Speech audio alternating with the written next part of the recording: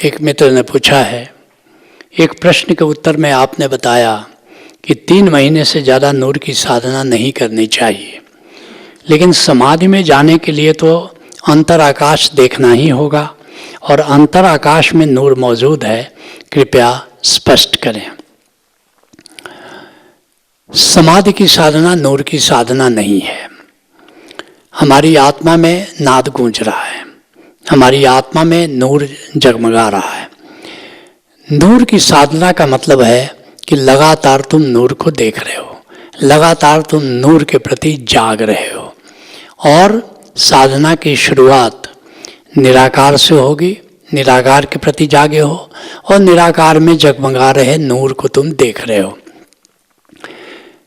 ऐसे ही जो नाद की साधना करते हो तो नाद का श्रवण कर रहे हो।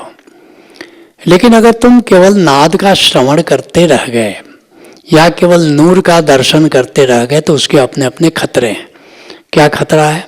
अगर नाद का श्रवण तुम केवल कर रहे हो और नाद के माध्यम से नाद के स्रोत तक तुम नहीं जा रहे हो तो बहुत संभव है कि मानसिक रूप से तुम विक्षिप्त हो जाओ। ऐसे ही अगर तुम नूर की साधना कर रहे हो, नूर को देख रहे हो, तो बहुत संभव है कि तुम्हारी नींद उड़ जाए। और अगर तुम कंसंट्रेट करके देख रहे हो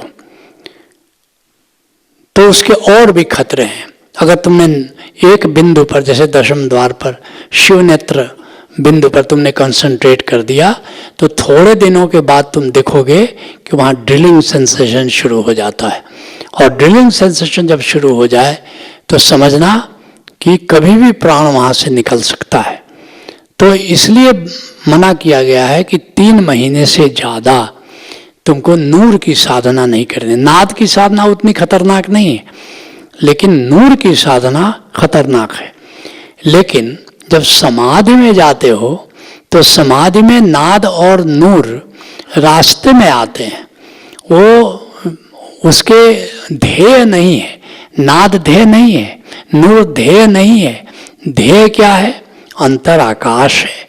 और जो 3 डायमेंशनल निराकार है, माना कि उसमें नाद गूंज रहा है, माना कि उसमें नूर जगमगा रहा है, लेकिन वहाँ आत्मकण मौजूद है।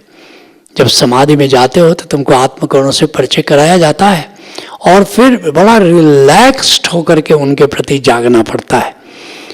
रिलैक्स्ड अवेयरनेस के साथ फिर क्या होता है? जागते जागते केवल जागरण मात्र रह जाता है।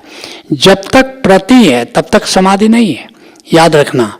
जैसे जागरण में, सुषुप्ति में, स्वप्न में और समाधि में ये भेद है।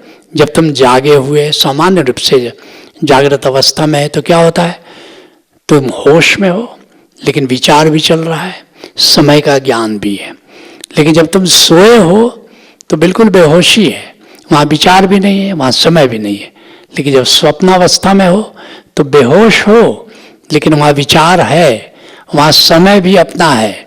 लेकिन जब तुम समाधि में हो तो होश पूरा है, लेकिन वहाँ समय नहीं है, वहाँ पर कोई विचार नहीं है, जिसको ओशो कहते हैं जस्ट अवेयरनेस, बोध मात्र है। तो क्या होता है? जब शुरू में अंतर आकाश तुमने देखा, अंतर आकाश में नाद गूंज रहा है, तुमने सुना, नूर जगमगा रहा है, तुमने देखा, आत्मकण मौजूद है, तुमने देखा, और पूरे रिलैक्सेशन के साथ, पूरे पैसिव हो करके बस उसके प्रति जागे हो और इतने रिलैक्स्ड हो गए हो जैसे नींद में रिलैक्सेशन होता है। इसलिए पतंजलि कहते हैं नींद समाधि जैसी है, समाधि नींद जैसी है, कि पूरे रिलैक्सेशन में, जबकि नूर की साधना में रिलैक्सेशन नहीं है, तुम कंसंट्रेट होकर के नूर देख रहे हो। नाद की साधना में तुम कंसंट्रेट होकर के नाद सुन रहे हो। लेकिन समाधि में जाते समय नाद भी छूट जाता है, नूर भी छूट जाता है और देखना मात्र रह जाता है। और ऐसी अवस्था आ जाती है कि तुम जागे तो हो, लेकिन किसके प्रति जागे हो वह प्रति भी खो जाता है। इसलिए कबीर साहब जब समाधि का वर्णन करते हैं तो गजब की बात कह रहे हैं। कहते हैं जाप मरे, अर्थात मंत्र जाप ओम हूँ जो तुम करो सोहम सोहम, वो भी खो जाता है। जाप मरे अजपा मरे। अजपा किसको कहते हैं? सांसों के साथ जब तुम नाद का श्रवण करते हो तो उसको अजपा कहते हैं। अजपा भी खो जाता है। जाप मरे अजपा मरे, अनहद भी मर जाए, और अनाहत नाद जो गूंज रहा है वो भी छूट जाता है। ऐसा नहीं कि अनाहत नाद मर जाता है, कहने का अर्थ है कि अनाहत नाद भी खो जाता है, उस पर से ध्यान हट जाता है। राम स्नेही ना मरे, कह कबीर समझाए। लेकिन जो समाधि करने वाला है, जो राम का प्यारा है, वो नहीं मिटता, वो मौजूद होता है, वो पूरे होश में रहता है, होश मात्र बच जाता है। इसलिए समाधि की साधना, इसमें नूर का ज़्यादा महत्व नहीं है, इसमें नाद का ज़्यादा महत्व नहीं है, रास्ते की बात है। शुरुआत में नाद सुनना है, शुरुआत में नूर देखना है, लेकिन जब समाधि की अवस्था है वहाँ नाद बचता है, न नूर बचता है, न आत्मकण बचता है।